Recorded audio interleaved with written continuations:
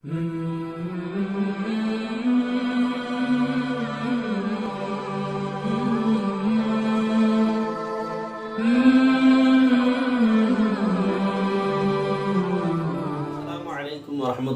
வபரகாத்துஹு. லா இலாஹ இல்லல்லாஹ் முஹம்மதுர் ரசூலுல்லாஹி ஸல்லல்லாஹு அலைஹி வஸல்லம். ஹஸரத் அப்துல்லாஹ் இப்னு முபாரக் ரஹ்மத்துல்லாஹி அலைஹி அவர்களிடத்திலே ஒரு நபர் அடிமையாக இருந்தார்கள். அந்த அடிமைக்கு எஜமானவர்கள் சொல்லி இருந்தார்கள், நீங்கள் 100 தீனார் கொடுத்து விட்டீர்கள் என்று சொன்னால் நீங்கள் உரிமை, நீங்கள் ஃப்ரீயாக இருக்கலாம், உரிமையாக ஆகிவிடலாம் என்று அப்துல்லாஹ் இப்னு முபாரக் ரஹ்மத்துல்லாஹி அலைஹி சொல்லியிருந்தாங்க. அவர்களுடைய அந்த அடிமையும் தினம்தோறும் 1 தீனார் 2 தீனாராக கொடுத்து வந்தார்கள்.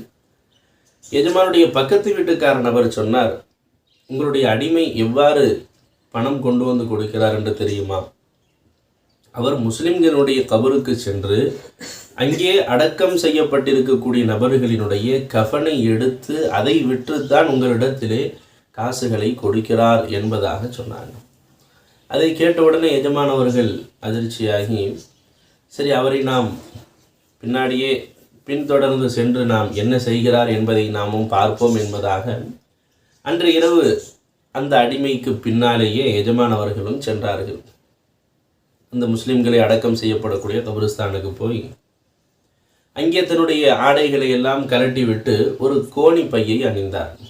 கோணி துணியை அணிந்து கொண்டு கழுத்திலே ஒரு வளையத்தை மாட்டிக்கொண்டு ஒரு கபரிலே இறங்கி அழுகிறார்.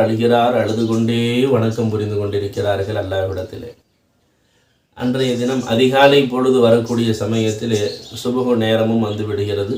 பக்கத்திலே இருந்த பள்ளிவாசலிற்கு சென்று ஃபஜ்ர் தொழுகையும் தொழுது முடித்து விட்டு அல்லாஹ்விடத்திலே மீண்டும் கையை உயர்த்தி துஆ செய்ய ஆரம்பித்தார்கள். ரப்பே, என்னுடைய இந்த உடலுக்கு எஜமானனாக இருக்கக்கூடிய அவருக்கு நான் இன்றைய கூலியை நான் கொடுக்க வேண்டும், நீ கருணை காட்டுவாயாக என்று அல்லாஹ்விடத்திலே அழுது மன்றாடி கொண்டிருந்தார்கள்.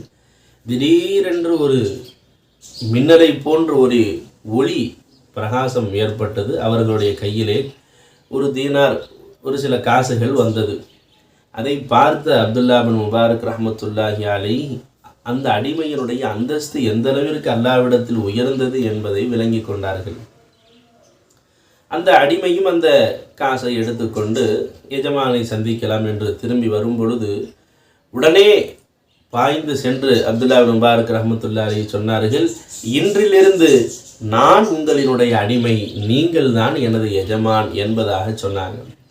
அந்த அடிமை ஏறிட்டு பார்த்தால் நம்முடைய எஜமான் நிற்பதை பார்த்த அந்த அடிமை அல்லாஹ்விடத்திலே சொன்னார், ரப்பே, இதனால் வரை நான் மறைத்து வைத்திருந்த இந்த ரகசியம் வெளிப்பட்டு விட்டது. எனவே இனி நான் இந்த உலகத்தில் வாழ்வதற்கு விருப்பமில்லை.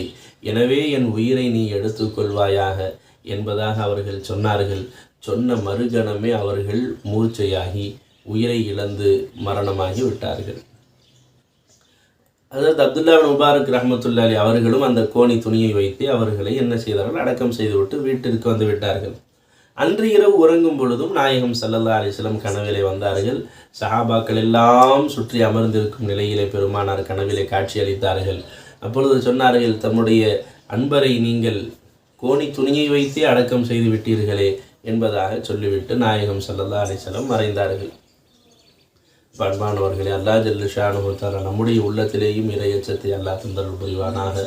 ஆமீன். வாஹிர் தஅவானா அல்ஹம்துலில்லாஹி ரப்பில் ஆலமீன். அஸ்ஸலாமு அலைக்கும் வரஹ்மத்துல்லாஹி வபரகாத்துஹு.